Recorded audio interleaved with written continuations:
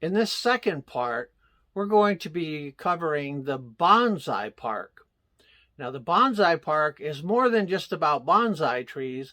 It also goes over the history of the Japanese internment camps that happened after the Japanese bombed Pearl Harbor in World War II.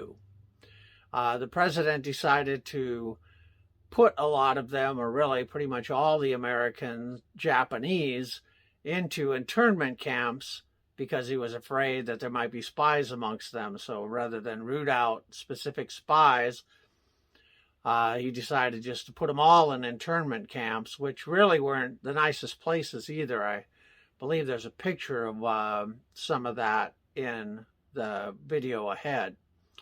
Anyway, thank you for coming back and watching this with me, and I hope you enjoy it. Thanks a lot.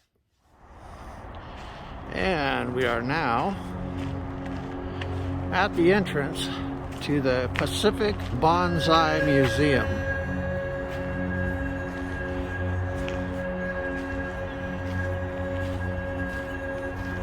As you can see, it's a very large area, but they also have interior places that you can go to see the actual trees. For some reason, I always thought that the trees, due to a certain movie, were really small, but as you can see, there are different varieties. Unfortunately, this particular exhibit is closed. There's a really nice looking tree. Looks like it's got some kind of flowers blooming on it. These are concrete bonsai pots.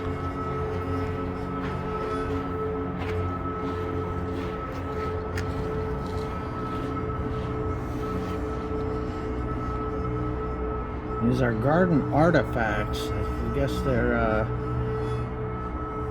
very ancient. Thought I was in trouble when I saw this out of the corner of my eye. So they also have some art here. This is called the Chinese wisteria. Very beautiful purple color. And this is a part that they only suggest donations in. Apparently this is a remembrance of the war, or what happened in the war. Pearl Harbor and the Hawaiian bonsai,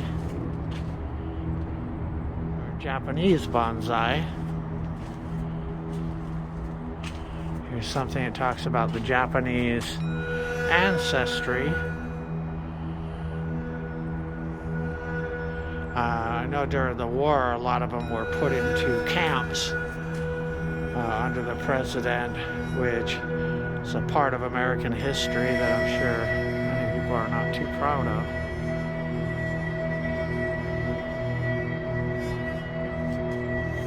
They were all taken away for a good part of the war, had to spend it in those camps, taken away from their property and homes. This is a nice little bonsai, right? Flowering plum. And the trident maple looks pretty cool. Looks kind of like a big tree in miniature. And the Demoto family left this bonsai collection. And this says Coast Redwood. I guess because it bears a similarity, like I said, to a tree. Redwood tree. Here's the Japanese red pine. Looks like more photos of the war. Looks like that's taken inside the camp.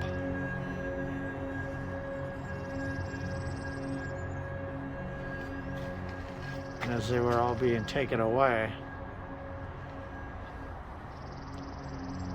Yeah, it says July of 1942.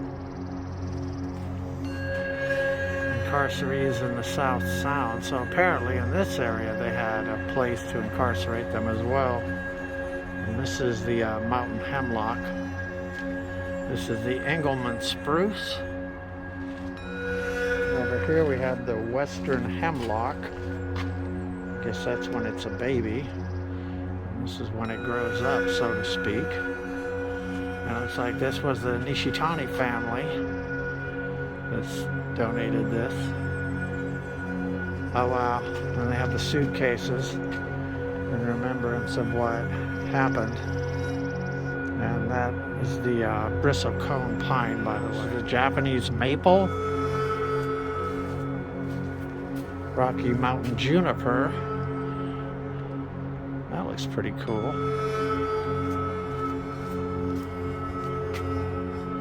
And the subalpine fir. Oh, it looks like a little forest. These are pretty cool. Look like full-grown trees, only tiny. Red cedar, which I think we saw before. The mugo pine and the ponderosa pine. The Kirishima azalea and the trident maple.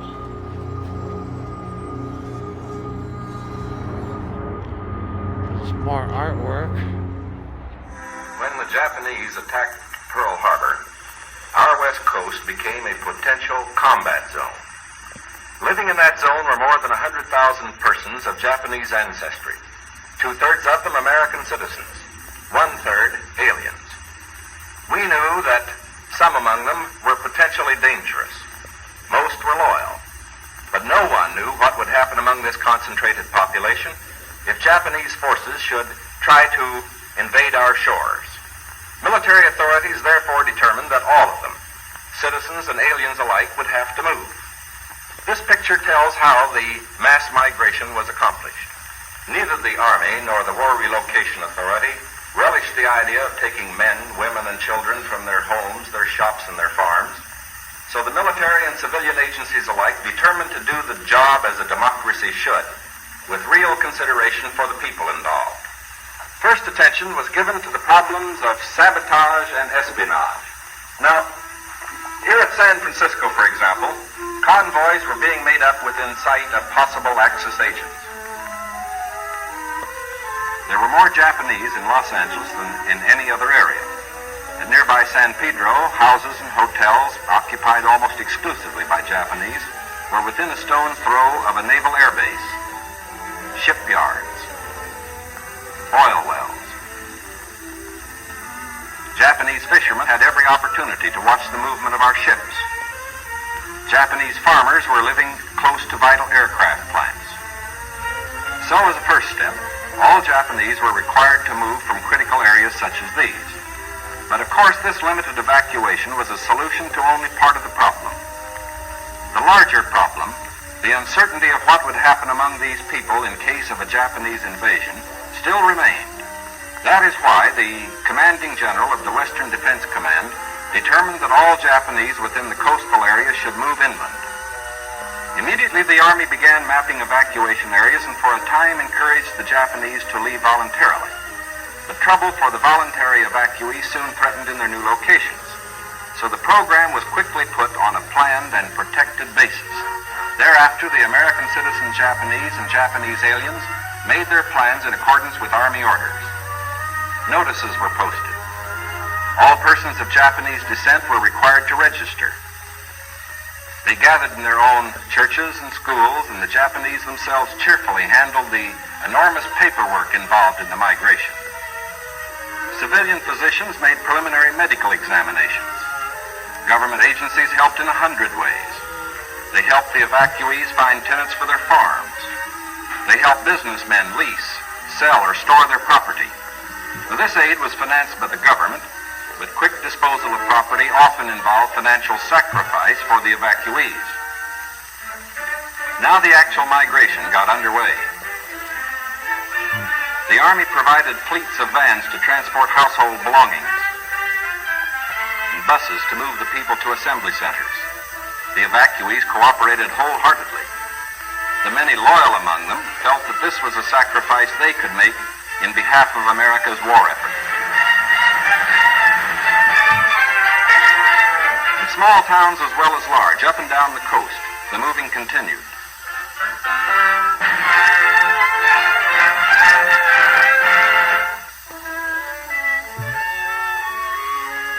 Behind them, they left shops and homes they had occupied for many years.